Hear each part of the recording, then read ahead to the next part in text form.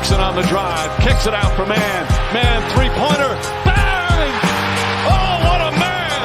Magic down the middle, just what I thought. A hook shot at 12, good!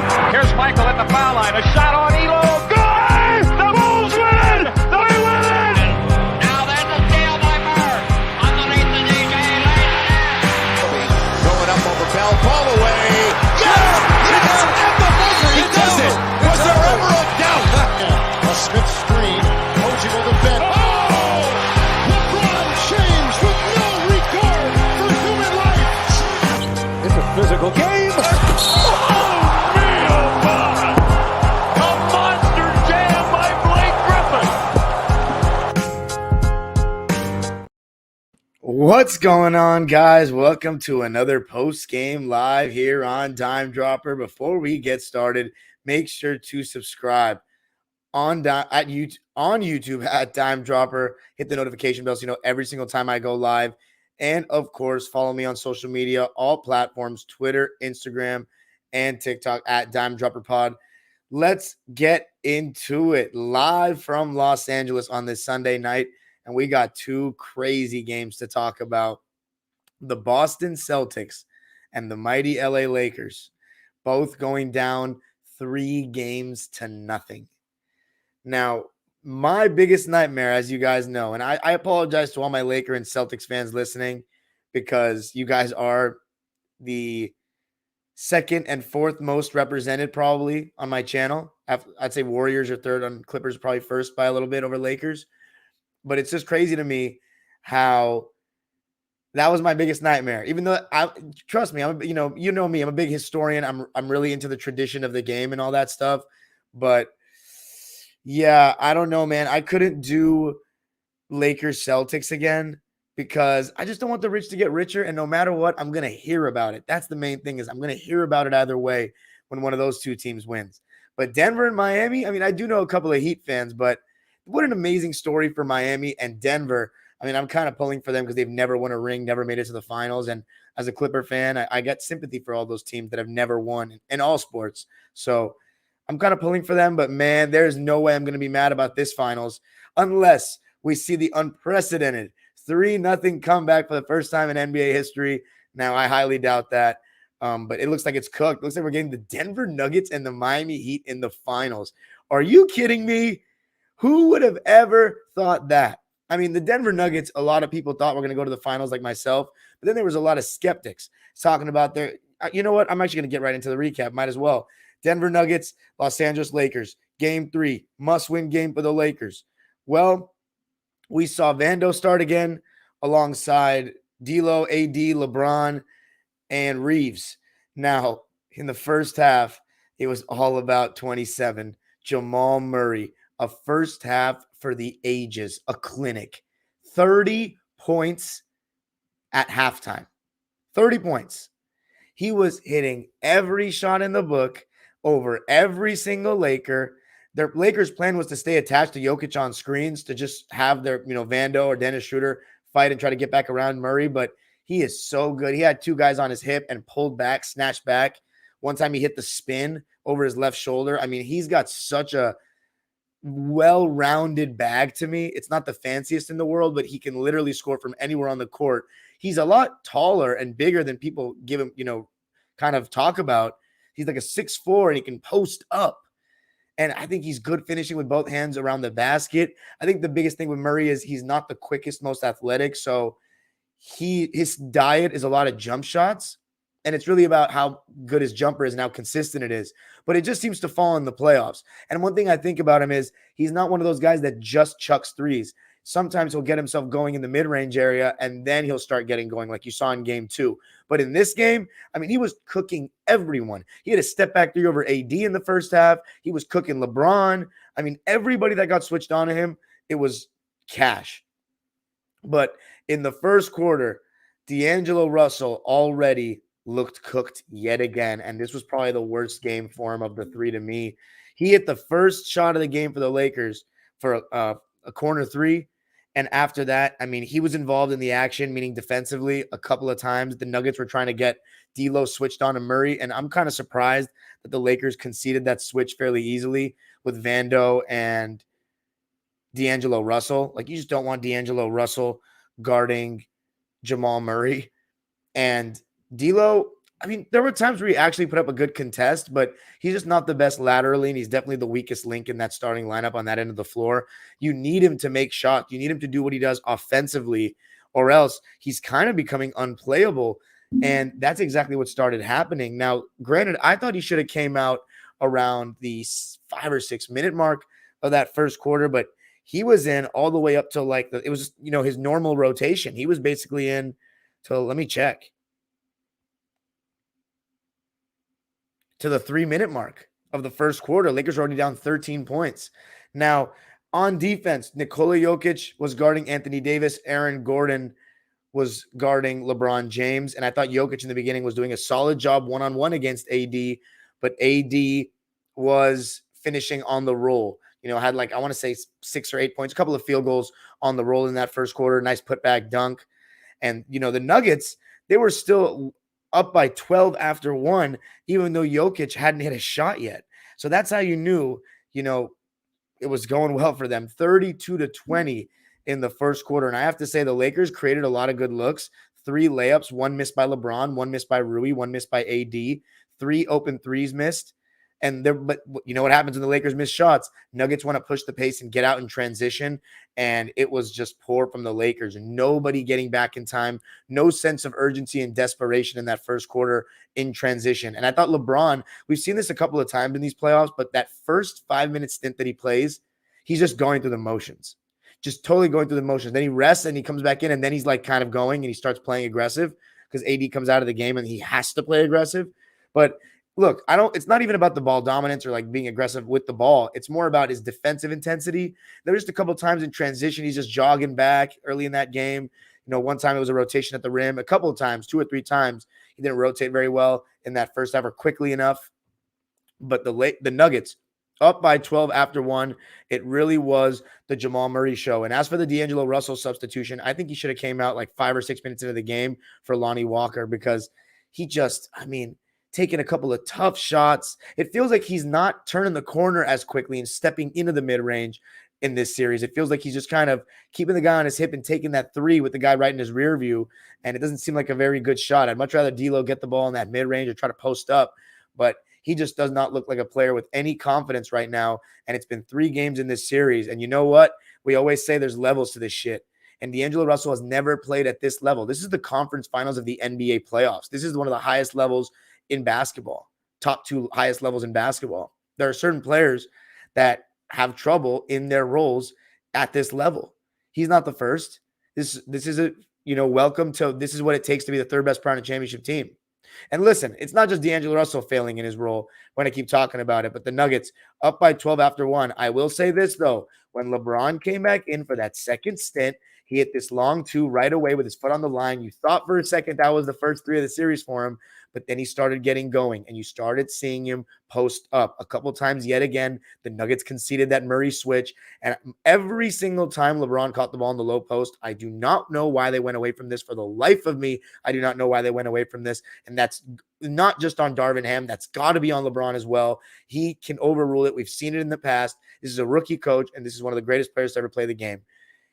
Every single time it seemed like LeBron caught the ball in the low post after putting someone in pick and roll or getting a favorable switch. Mind you, I said lower mid post on the wing, not straight away. He was getting a good shot. Whether it was a kick out for an open 3, there were a couple times he had that give and go where the guy that made the entry pass would cut right away. Magic and Kareem used to do that a lot in the 1980 playoffs that I watched during COVID. Magic entry pass, right away gets back. Kareem gives it to him right in stride. A couple of times LeBron was that postman in that action, and it was starting to go well. To start that second quarter, the Lakers made that first run in the non-Murray minutes and cut it to 6. Austin Reeves started getting going in that pick and roll, and when Rui Hachimura came in the game, again, another really good game for Rui. I expected him to start in game 3, and I think that's honestly a mistake by Darvin Ham. Do I think it was the game coster? No, I don't. But Rui Hachimura just has put his name up in lights in these playoffs, and you couldn't be more impressed by what he's done. And to do it on both ends of the floor, defense was a concern for him. We know he's not the quickest, but the way he has been a solid matchup in this series for Joker. And when I say solid, I mean a guy that can at least do something to not make it super easy for the guy. But in this game, Rui Hachimura played 34 minutes. So besides LeBron and Anthony Davis, he played the next most minutes. So he still played a decent amount. You'd probably want to see him play like 38. But, I mean, I don't think it's the reason the Lakers lost the game. Jokic didn't get his first basket till the 8-minute mark of the second quarter. Rui Hachimura started guarding him when he and AD were in the game together. So AD would roam on Jeff Green and Aaron Gordon. And Jokic, every time he was in the post or tried to, turn or get too deep, Lakers threw a double at him. Sometimes the Nuggets role players were making shots. Sometimes they were not. For example, Michael Porter, he was not hitting his three ball in this game. Let me see what he ended with. Wow, 4 for 10 in the end. Jeez, felt like he was in the first half. He was missing, but yeah, he was 4 for 11 in the game. So it did feel like he missed a lot of shots that he normally makes. But again, the Lakers were doubling at the right times. But you got to give Rui credit. He was doing a solid job as the initial defender. And Anthony Davis, when he was guarding him in the first half, was doing solid as well. Now, granted, Jokic wasn't being super aggressive in that first half because Murray had it going. So that's what's a good thing about Jokic. He doesn't give a shit. He's going to be going with the flow, doing whatever's best for the team.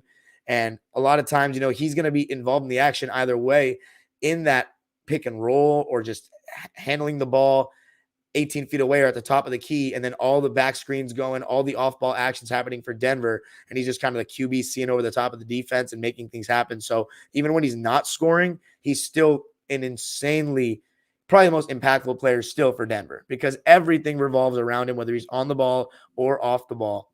But LeBron started guarding Jamal Murray for a little bit of that second quarter, and the Lakers were switching 1 through 5, or should I say, they were switching the 1-5 pick and roll so then they could have Rui guarding Murray and LeBron guarding Jokic. They were even switching 3 through 5 on Jokic. So AD, Rui, and LeBron were the only guys guarding Jokic.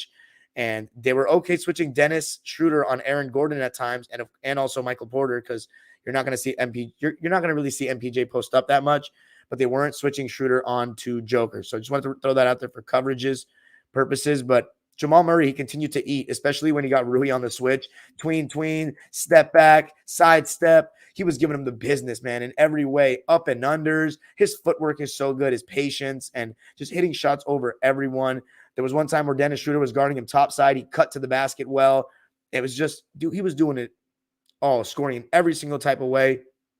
But some trouble was for the Nuggets that Nikola Jokic had his second foul after his second foul started guarding Rui, and Aaron Gordon started guarding Anthony Davis. And besides one basket in the first half, all of AD's points were off ball actions or catching the ball on the roll and pick and roll or a putback. Only one time did he kind of score with the ball one-on-one, and it was against Aaron Gordon with a right-hand jump hook. But as I said, LeBron in the post, he played the whole second quarter. LeBron actually had a very good second quarter to me. He turned up his defensive intensity, and he was getting good stuff out of that post. Austin Reeves was also getting more involved. A lot of pick and roll, hitting shots off the catch. I remember one time LeBron was in the post, hit Austin Reeves for an open 3 in that second quarter. He had 14 points in the first quarter. AD had 15, and it was a quiet 15, but I rewatched the game, and on both ends, AD was absolutely their best player, especially in the first half. And Jokic in drop coverage finally started to look like he was getting exploited a bit.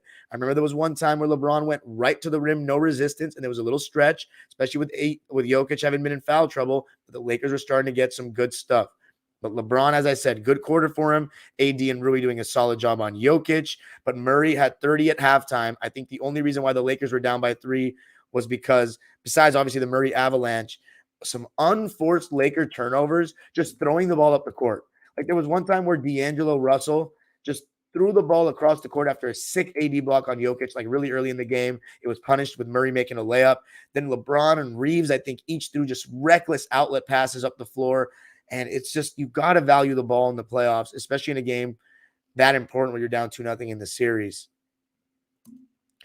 All right, guys, going to take a little 20-second timeout. My computer is heating up like a sauna. I still have been a lazy bum and not gotten that shit refurbished. So don't go away. 27 people in the live. I better see 27 people still in here. Give me 30 seconds.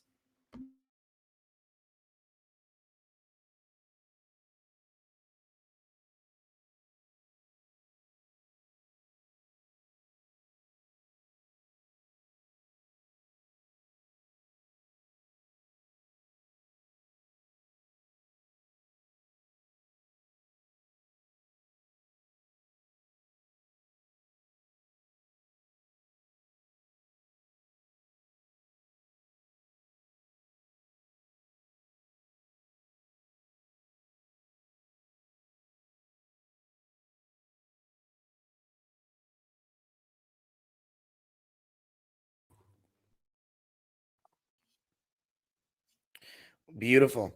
More people in here than when I took the time out. I love it. 33. Let's get it. Club 33.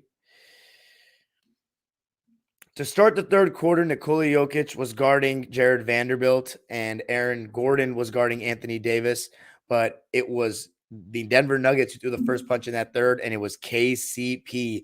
11 points in the third quarter, hit multiple transition threes, and even hit a contested three over Lonnie Walker late in the quarter. I mean, he was just unbelievable. And the way he has played in this series and this season on both ends of the floor, but just especially games 1 and 3 of this series, been nothing short of spectacular, showing that he was the key to winning, maybe winning 2 championships. Just kidding. But clearly a big factor. I mean, KCP, we can't knock how well he was playing in that 2020 season for the Lakers and in the bubble. And he has just been even better, arguably, for this Denver Nuggets team this season. But Jokic got in even more foul trouble with his 4th foul in that third. The Laker defense started tightening up, and then they made their biggest run of the game. Austin Reeves had 20 points, I remember, by some point of the third. He had 20 points by the third quarter, and he was knocking down shots, got a little mid-range going. But D'Angelo Russell, I mean, his confidence was nowhere to be found. He was decent on defense in the third, but offensively, he had a possession where he had 2 wide open threes and he bricked. Then there was one play where, again, he got into the paint. I thought if he had gone forward, he would have gotten a cleaner look, but instead he took a fadeaway and barely drew iron. It's just a player who is really feeling the heat right now and looked like he just didn't need to come back in the game. Honestly, I was fairly surprised that they started him because of the way he played in that first half. But D'Angelo Russell, after he went to the bench, I'm pretty sure he came back in the game. Let me check. He wasn't done. Let's see when D'Lo checked out of the game.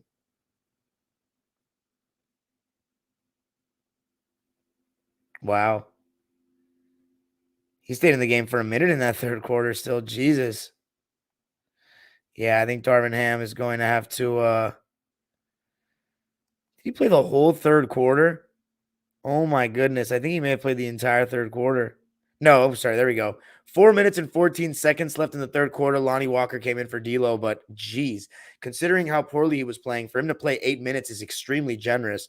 Granted, the Lakers were only down by 4 points when he came out, so it's not like he was done. But Austin Reeves hit a 3 to tie the game. I forget at what, but it was a big shot. Crowd was starting to get going. And then 2 straight bad pick and roll reads with LeBron on the bench, one by D'Angelo Russell, another by Austin Reeves, where they missed the open guy and just made the wrong read, threw the wrong pass, were punished by Bruce Brown in transition. That put the Nuggets up, I believe, 75-71. Yes, 75-71. And that's when Darvin Ham took a timeout, put Lonnie in for D'Lo, and then LeBron came right back in for Austin Reeves. And Aaron Gordon at that point. So Jokic, when he got his 4th foul, let me see when Jokic came out. Jokic left at the 7:24 mark of the third quarter. The fact that the Nuggets were able to, stay strong and withstand the non-Jokic minutes for that long is and plus, I want to say this as well. The refs were being really harsh on the Denver Nuggets in the third quarter. So for them to overcome bad officiating and Jokic being out for an extended stretch, considering how bad they've looked at times in the playoffs and in the season with Jokic out, is a testament to how great the team is. Aaron Gordon was holding his own at the 5. I mean, he was even in drop coverage at times, doing such a great job because he's so athletic. And there was one time where they put the Lakers had Rui as the roller. Somebody hedged, and Rui attacked the basket, and you had AG playing both AD and Rui at once. Just amazing defense by Aaron Gordon to do that at that small ball 5. Both of these teams don't have a backup big. They don't play a backup big. Now, the Lakers have apparently Mo Bamba is available for game 4, so we will see if he gets any look at all. But, man,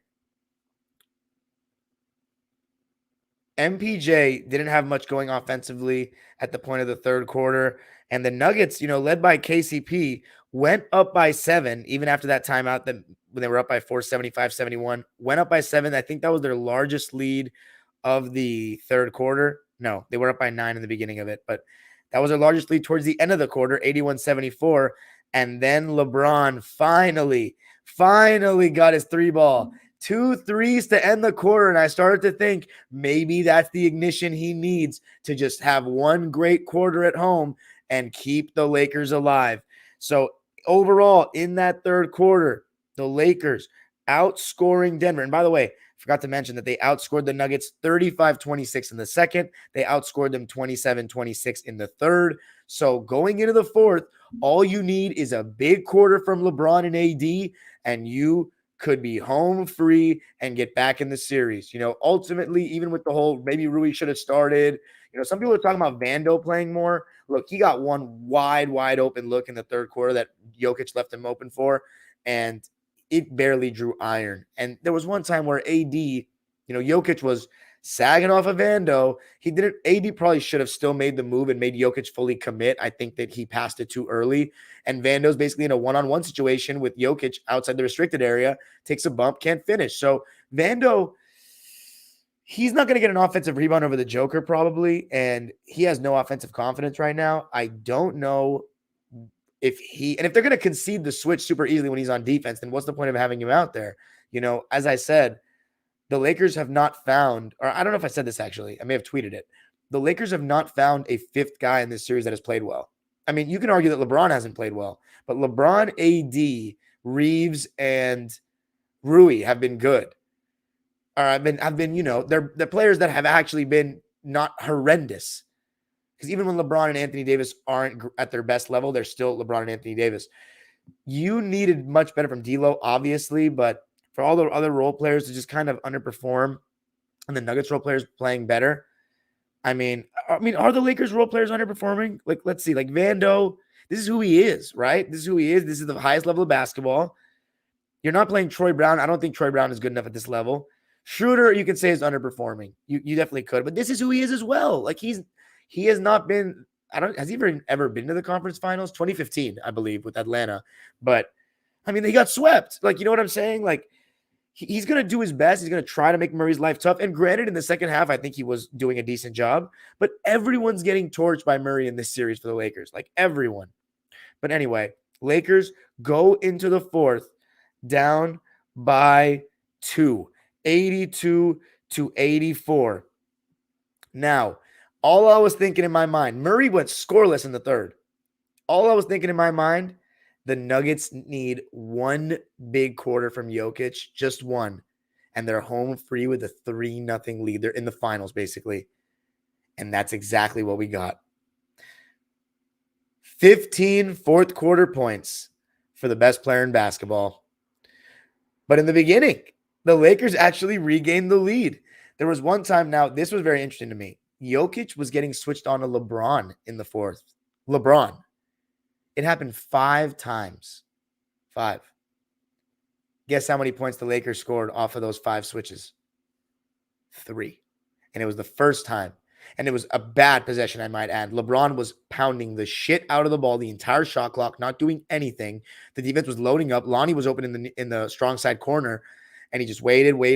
I think he just wanted to see how far they'd commit off of Rui, because I think he wanted to get Rui the ball. He got him the ball, but it was a semi-contested shot. It was just a terrible possession. No ball movement, just all him ball pounding. But Rui made the shot.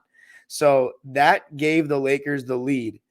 And the next possession, LeBron came down the court with Jokic on him again. And I know he had just made 2 threes, but he pulled up for 3. And even though he had a head of steam, let me know what you think of that decision. It was in and out. I know LeBron, his tendency when he has made 2 threes in a row, he wants to go for that third. But to go downhill on Jokic when he already has 4 fouls, to not do that, it's a big mistake in my opinion. And he paid for it. He missed the 3, and then Jokic scored on the other end. But funny enough, it was a back and forth. Rui made a pull-up to give the Lakers the lead again, 87-86. But then the Joker with the spin move on Rui. This is with AD out the game, by the way. When I saw him make that spin move and reverse layup on the baseline, I was like, okay, he's here now. He's here. And another player I haven't mentioned yet who was just spectacular. Again, he's been so good in these playoffs. Give me a guy like this any day of the fucking week. Bruce Brown. Cutting off the ball, setting screens, hitting big threes, finishing in transition, putbacks, good defense, hustle plays. He has been phenomenal, and in this one, he was no different. Punishing the Lakers in transition time and time again, making big shots. And there was one play, Jokic was getting double teamed. They swing the ball. Brown attacks a closeout, hits the floater. He has a really nice teardrop. and put the Nuggets up by 4. And again, AD came back in the game, and he barely touched the ball. There was not one time. And by the way, there was one time where AD scored on Jokic in the third quarter, one-on-one with a hard drive to the right, one dribble right, spin left, and he scored. But he barely touched the ball one-on-one in that fourth, and he's their best player. Now, I want to say this. They were still putting him in the action as a screener and getting really good looks. Like, their offense still revolves around AD being a threat. But the Nuggets were doing a good job of preventing him from getting the ball and forcing the other guys to beat them. And that includes LeBron James from 3. And the guys just didn't come through. LeBron had 7 points in the fourth, but he was 2 for 6 and 1 for 4 from deep. And as I said, 5 times he got Jokic on him, and only that first possession against Rui scored. The other times, a lot of times, they just load up, and he wouldn't attack the gaps. He would just make a pass, and it was a semi-contested 3. And I think a big difference in the game, too, is that the Nuggets role players and other guys, especially Jamal Murray, who's not a role player, but these guys made their threes. The Lakers didn't. Let me see what the three-point stats were in this game. Yeah, see, Nuggets 41.5%, 17 for 41. Lakers 31%, 10 for 32. That's a difference. 7 more threes. That's a difference. And the Lakers, they took their last lead of the game, 94-93 after Rui free throws, but the response to the Nuggets was insane. I mean, Lakers right in the scheme, leave Jeff Green open for 3 to double off the Joker with AD roaming. Jeff Green makes the 3. And then Bruce Brown hits the 3 off an MPJ extra pass. Really great. MPJ at that point, I think he was 3 for 10. And he made the extra pass to Bruce Brown to hit the 3. Absolutely massive. And those 2 threes began a 13-0 run for the Nuggets that would eventually win them the game. Murray came back in, hit a 3 where Dennis Schroeder got taken out on an off-ball screen by Jokic. And Bruce Brown had a putback layup over Austin Reeves and Anthony Davis to put them up 10. And then Jokic on a dump down finished and put them up by 12. To close the game, and LeBron did cut it to 7, but to close the game, Jokic and Murray went to the pick and roll, but with Jokic as the ball handler and Murray as the screener. Unbelievable, these kind of things they can do. And it's such a threat because you got to stop Jokic from going downhill. He's got that teardrop, and then you got Murray either picking and popping or picking and rolling. It's just a nightmare. And the dagger came with, by the way, LeBron made a 3 to cut it down to 7, and Jokic then hit a 3 in that pick and roll, and Murray set in the screen. They sagged off, and he burned them. And then Murray got the ball on the short roll in the next play and hit a backhanded layup, and that was that. AD and LeBron James in the fourth quarter, 3 for 9 combined. LeBron had 7 points and 3 assists AD in the fourth, but he was, as I said, 2 for 6 and 1 for 4 from 3. And Anthony Davis had only 2 points in the fourth. There were a lot of times where AD had the switch, had Jeff Green on him or something, and there was one time in particular where he was battling for position. It probably was a foul, but the Laker players didn't throw them the ball. And I think LeBron and Dennis Schroeder and Austin Reeves and Darvin Ham, even though they were getting some good looks, you should kind of be ashamed of yourself that your best player, who's been your best player all night on both ends of the floor, carries your defense, is not getting the ball against Jokic with 4 fouls. That's embarrassing to me. Or Jeff Green, whoever it may be, they shouldn't be able to guard Anthony Davis. With the way LeBron's playing, so he made 2 threes, now we're just giving it to him, and not even in the post. He's dancing against Jokic at the top. Like, I think it's just pure stupidity, and I think that the Lakers deserve what they got. The Nuggets are the better team. They're straight up the better team. They've been the better team from the beginning. They are the best team in the West. I've said they're going to go to the finals since December, and they have earned every bit of this. 3-0 lead on the Lakers. The first time in their history, if I'm not mistaken, that they're 1 game away from the NBA Finals. As we all know, no team has ever come back from 3-0 down in a best-of-7 series in the NBA, and I think this will be no different. I just hope the Lakers don't get swept. Don't get swept. Don't get swept. Apparently, the Lakers have never won a Game 4 when they're down 3-0 in their history, which is insanely hard to believe. But let's read the lines. For the Denver Nuggets, who shot 50% from the field and 41.5% from 3, they also shot Only 74% from the foul line, and Jokic missed 3 of those 5 free throws, so that's interesting. But let's start with the bench players. 8-man rotation. Christian Brown only played 3 minutes, and he had a donut, so you can't really count him, really. It was really a 7-man rotation. Jeff Green played 23 minutes, and guess what? He played well. He was strong. He made a huge 3 to give the Nuggets the lead. 5 points, 4 rebounds on 2 of 3 shooting, and 1 for 2 from 3 in 23 minutes. And then Bruce Brown played 29 and was just phenomenal. It's funny that he was 0 for 4 from 3 besides that make that put the Nuggets up 99-94, but he is so good. 6 for 11 from the field, 15 points, 5 rebounds, 5 assists, and a steal. What a role player. Give me a guy like Bruce Brown any day of the week, but it's funny, we have another guy like Bruce Brown on the Clippers, a Massachusetts guy just like Bruce, good friends with him, and he just doesn't get treated the same way. Sad. Poor Terrence. How about the starters for the Nuggets? KCP, 34 minutes played, was just amazing, especially in that third quarter. 17 points, 3 rebounds, and 2 steals. Really good at the point of attack. He's done such a good job on D'Lo in this series and just big shots left and right. 6 for 10 from the field, 4 for 7 from 3.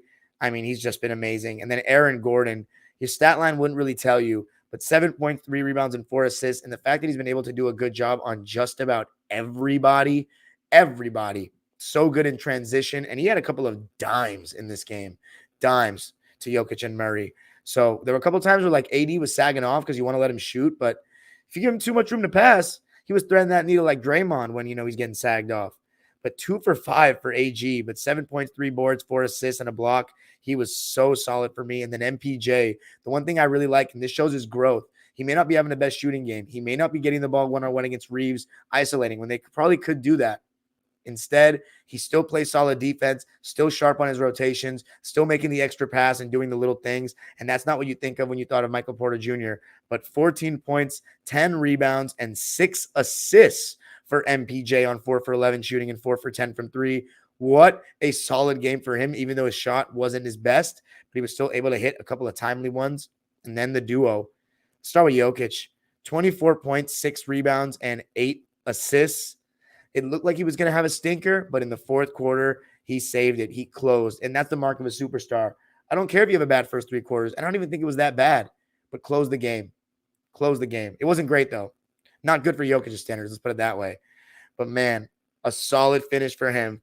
As I said, 24, 6, and 8 on 9 for 19 shooting and 2 for 5 from 3. Only thing is 4 for 7 from the foul line. But the player of the game for me was Jamal Murray. What a game for him. 30 in the first half, only 7 in the second, but he's been solid defensively as well. Very solid. He had a big one-on-one defensive stop against Hachimura late. 37 points, 7 rebounds, 6 assists. A lot of nice reads, too, passing from Murray. Just countering whatever's thrown at him.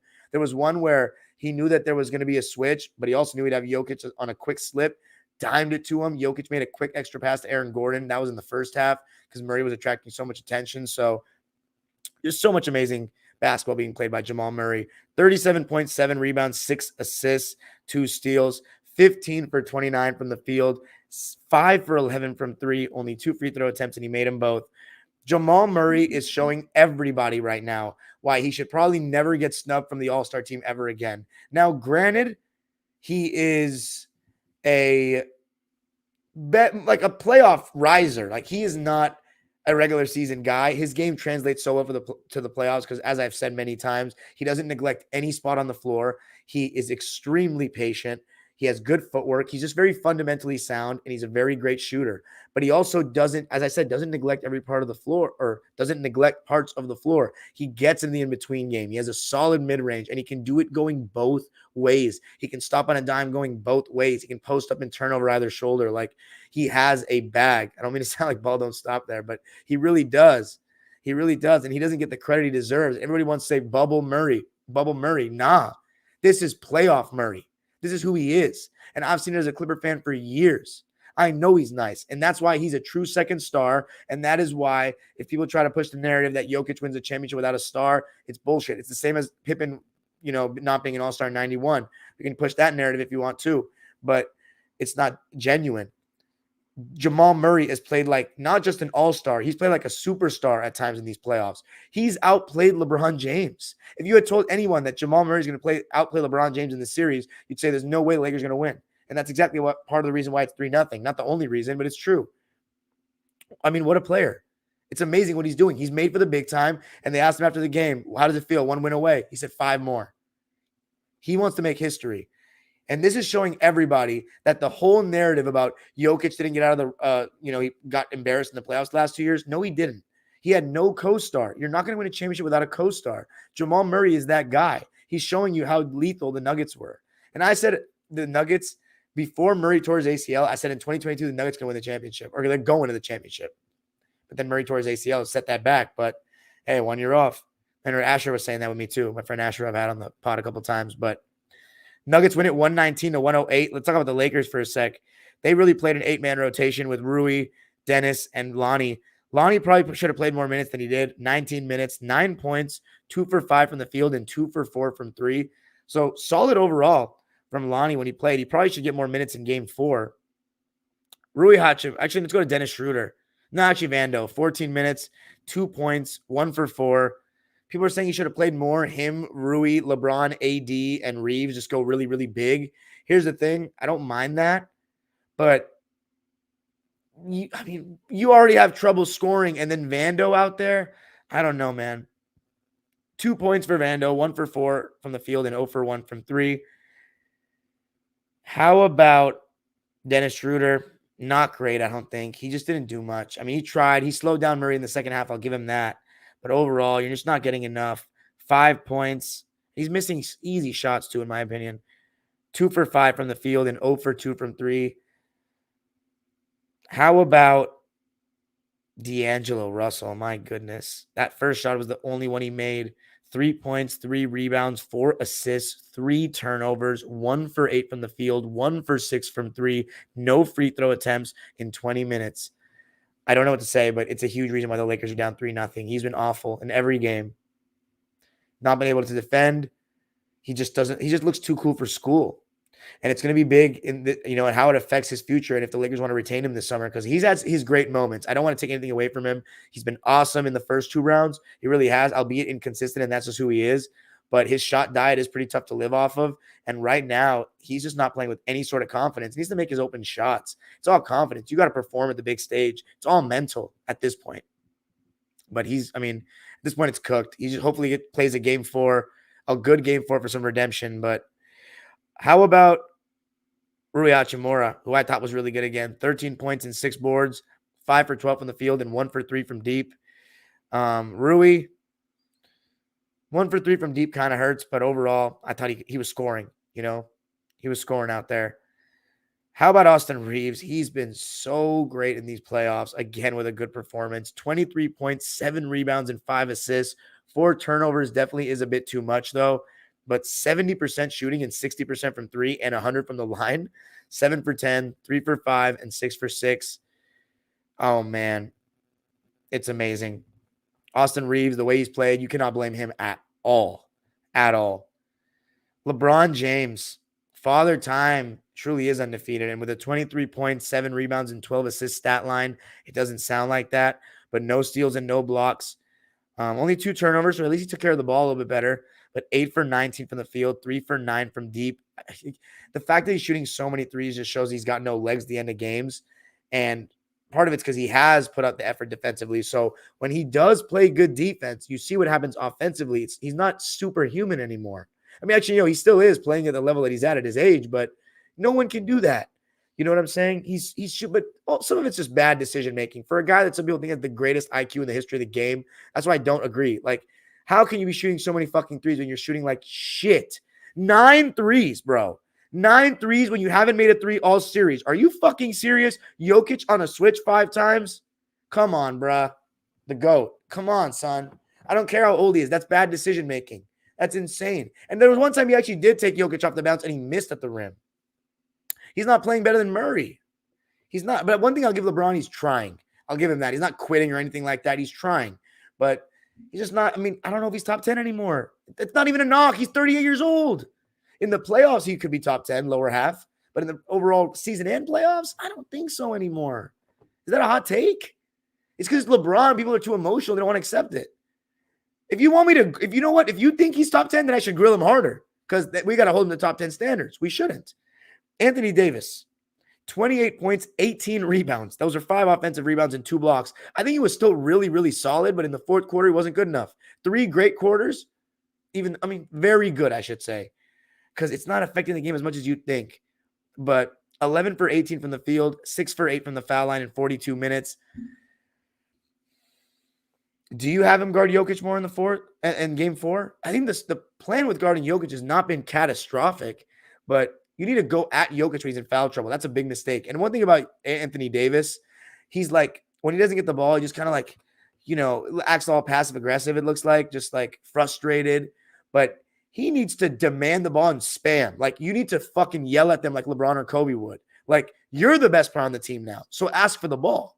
Even though the Lakers are getting good shots, that's still not good enough. So the Nuggets have had 2 of the 3 best players in the series. The Lakers' third option has not shown up. The third option is now Austin Reeves. He is now the confirmed third best player on this team. D'Angelo Russell gets no passes here, but Jokic, Murray, they're just a better team. The Cinderella story is over. You know what I'm saying? The Lakers have had an amazing run here, but this is why, 7 seed, a team that was in 13th place, winning the championship. I'm not going to do the whole eulogy because they have a game left to be played, but this series is done. I hope to see a sweep because I want to see LeBron get swept. It's hilarious because his fans suck. But for the Lakers fans, I kind of want to see you guys at least win a game and then lose in 5. Gentlemen sweep. But it is what it is. I'm so happy for Denver, man. This is awesome. It's going to be a great moment to see them make the finals. But let's talk about the other team making the finals. I see you Heat fans in the comments section are ready for this. So let's go to my other background here in Boston, even though I'm going to be, getting yelled at by my cousin in the comments because I don't have a Heat background yet. Sorry, but the heat is on. The heat is on. Yo, I cannot believe what I'm witnessing. I've never seen anything like this in my entire life. There's no point in even analyzing this game. Here's my analysis. I'll give it to you rapid fire. Ready?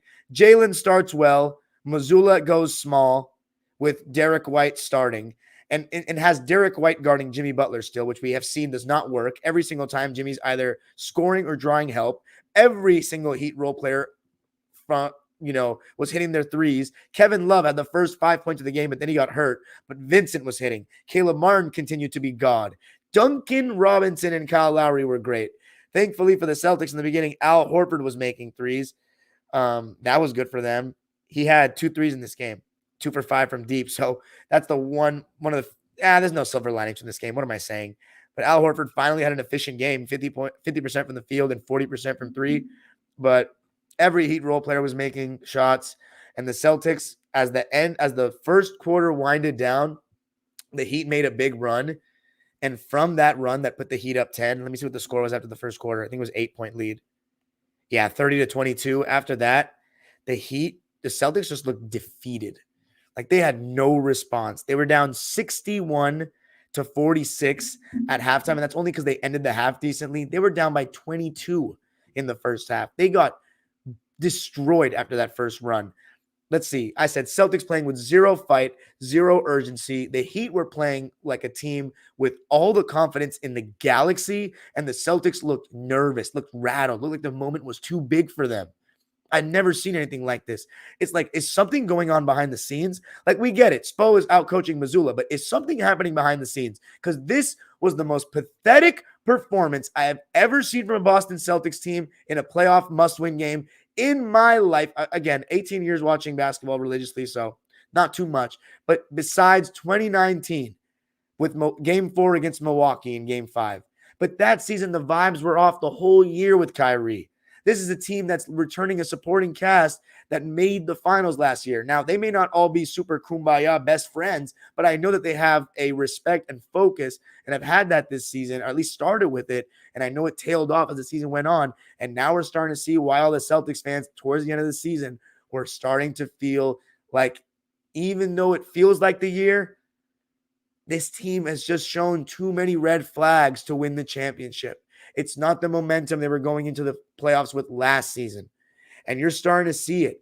Yeah, you can blame the coach. You absolutely should. I mean, Derek White continued. And look, Derek White was all defense this year. He was great against Trae Young, but he is too small to guard Jimmy Butler. If Drew Holiday got his ass cooked, then Derek White ain't going to do better. And every single time Jimmy Butler is attracting extra help or getting doubled, like he is dominating. He is dumb. They're getting whatever they fucking want. There is no change. And then finally, late in the half, they start hard doubling Jimmy and start getting some, misses out of him. But like, let me ask a question. Jason Tatum last year took a huge leap to me because he guarded Kevin Durant and he showed everybody in the first round, I mean business this year. I'm going to guard the best player and I'm going to control the game offensively. He has barely guarded Jimmy, and when he has, they concede the switch super easily. All they're doing is getting Derek White in the pick and roll. That's all the Heat were doing. A lot of Jimmy ISO. Y'all don't even understand. Everyone says the Heat move the ball up better than Boston. They absolutely do. But you know what it is? It's because Jimmy gets the double team because of where he catches the ball. Jaylen Brown and Jason Tatum, and this has been their problem with Stevens and with fucking Udoka and Mazzulla. All they want to do is they want to start their move behind the three. They want to play with the defense in front of them, all eyes on them, and dance. It's all ball pounding. Look at the way Miami moves the ball. You know what they do? They make the Celtics defense defend on both sides of the half court. The Celtics don't do that at all. They keep the ball on one side, they pound the ball for so long, and they eventually take a contested jumper a lot of the time. And that starts with their best players. Where was the fight from the leaders today? I could not be more disappointed in Jason Tatum and Jaylen Brown. I'm not a Celtics fan, but I'm speaking with passion because I pick these guys to win. And I know how my fellow Celtics friends, my fellow friends that are Celtics fans feel. Okay, I worded that all wrong. But I know how my Celtics fans feel. They feel like shit right now. This was an embarrassment to every great Celtic team, the way they played tonight. They say, and more in soccer, that you disrespected the badge tonight. You disrespected the shirt. And Barkley said it best at halftime. They disrespected every single Celtic legend team tonight with the way they played. The lack of heart they showed. Disgraceful. For a city that cares so much about their sports, for you to play like that in a must-win game. I don't give a fuck if the coaches lost the locker room. That is a disgrace to get embarrassed like that. The game was over by the end of the third quarter.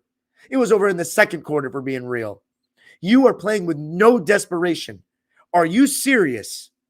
Are you serious? Jason Tatum, what was that all about? No debate who's better between Butler and Tatum now. I don't even want to hear it. I'm a Tatum fan. I don't want to fucking hear it. Jaylen Brown, I don't even know if I can say he's better than Bam. Bam was unbelievable in this series. Some of those alley-oops he had were ridiculous. And by the way, when you got Duncan Robinson out there playmaking off the catch, throwing lobs, looking like fucking, I don't even know, Ray Allen, you're cooked, bruh. You're fucking cooked. Caleb Martin has been ridiculous. Kyle Lowry's out there taking charges. Like, it's literally like they were rolling on all cylinders, and the Celtics were doing nothing right. Still no Tatum on Butler. They put Jaylen Brown on Butler, and then all of a sudden they just concede the switch super easily. In the beginning of the third, they cut it down to 14, and you saw Marcus Smart and Al Horford let out a primal roar. But then the Heat made one more run. Vincent made a three to put him up 23, and still Derek White was guarding Butler, and that was that. It was done. The Celtics never stood a chance tonight because mentally they weren't there. This is not the team that I saw last year. I said it last episode, but there's no toughness. That they lost their toughness with with Udoka gone. I don't know if Mazzulla's a yes man, but he's clearly in for too big of this job is too big for him. Look, being a rookie head coach and winning a championship is extremely rare. Ty Lue did it with LeBron James, who was already a two-time champion. Steve Kerr, all the credit to him. I mean, I have nothing to say about that one. A lot of luck, though, with that first championship run for Golden State. Granted, though, that a lot of luck, but he still got the job done. And then there was Nick Nurse. Nick Nurse, I give him a lot of credit, too. But it's rare. Mazzulla was in over his head. And he's going to be fired. There's no question about it. There's no shot. He will be fired the day after they get eliminated on Tuesday because they're done. It's embarrassing. It's a complete embarrassment in all ways, shapes, or form.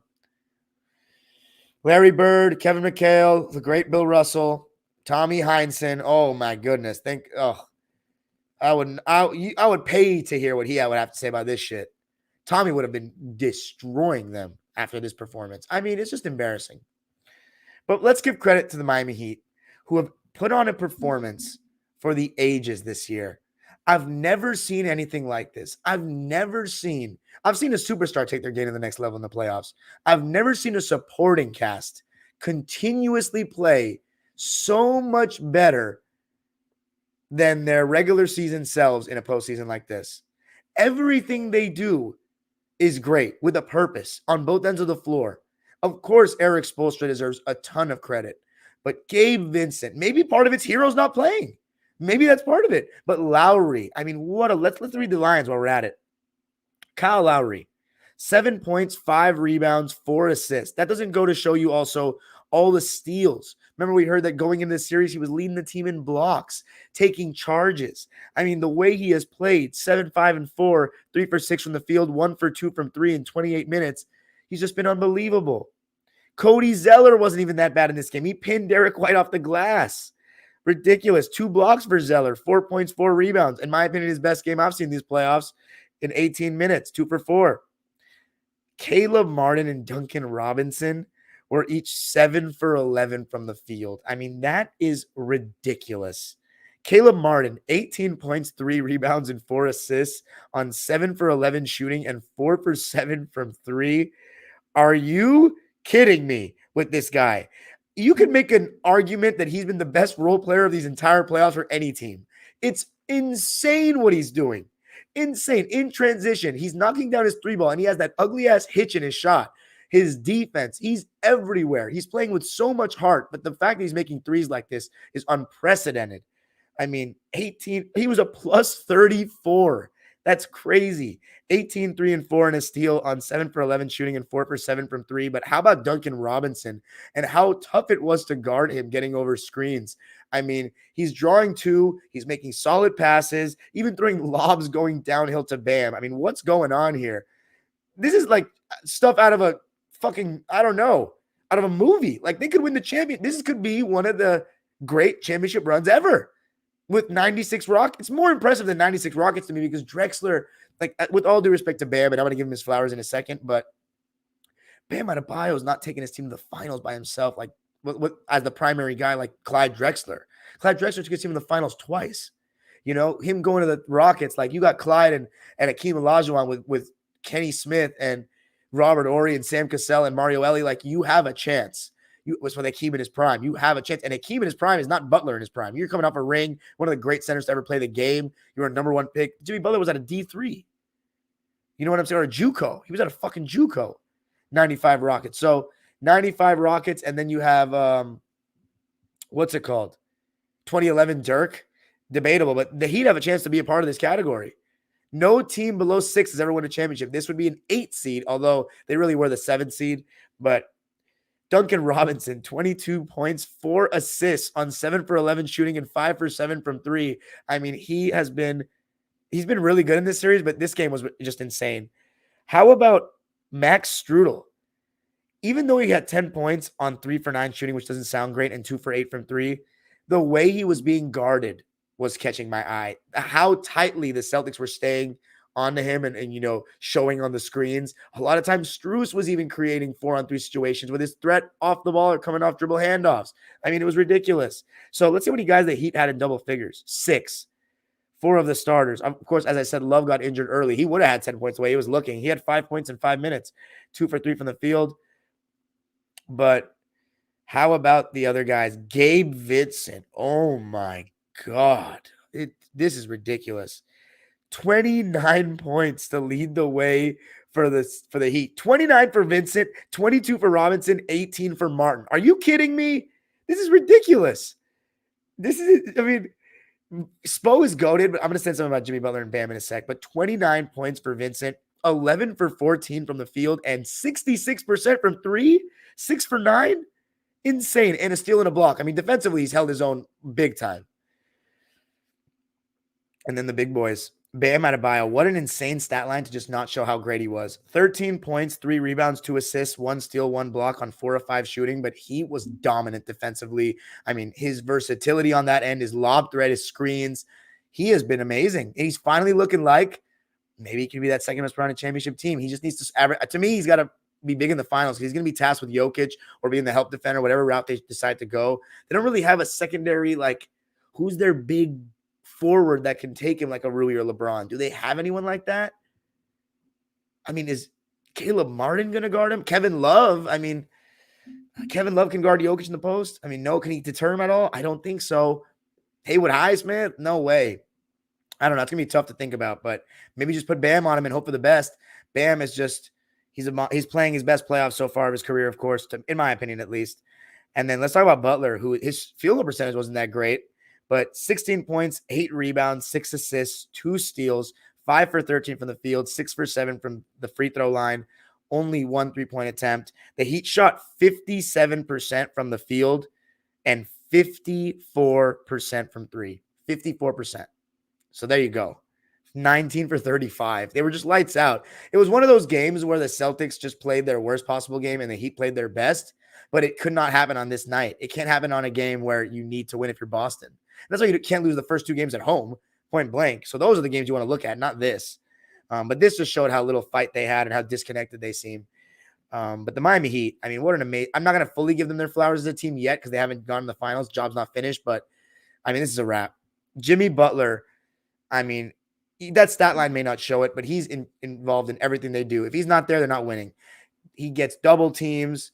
He's a nightmare for their defense, and they continuously put Derek White on him, and he gets 2 guys on him at all times, finding guys. A lot of those shots were from Jimmy's threat. And he does it in such intelligent ways, catching the ball at the elbow or in the post or getting 2 feet in the paint, not settling. That's the greatest thing about Jimmy. He makes the game easier for himself. Tatum and Brown make it harder for themselves. Tatum is more skilled. Jimmy Butler makes the game easy for himself because he's smart with his dribbles and where he catches the ball, his pump fakes, all that.